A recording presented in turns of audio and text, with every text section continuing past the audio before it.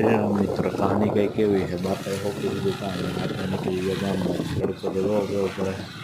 finally વરસાદ થયો તો પણ સુકાઈ ગયો છે પાણી કારણ કે તડકો જ એટલો પડે અને ગરમી એટલી થાય અને આ જો પાણીની ગાડી કાઢી તમારા ભાઈ છોટે છૂટ્યા છે ગામ બાજુ બાપાએ ગામ લઈ લીધી હોય ને એના કરી એવી રીતે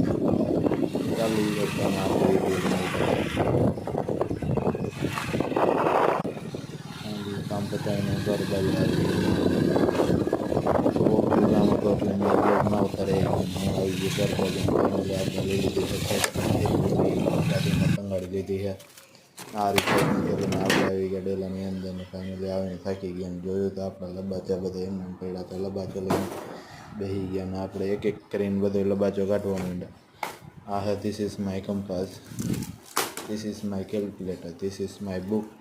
તમને તો ઇંગ્લિશ આવડતું જ ના હોય ને એટલે જ તમને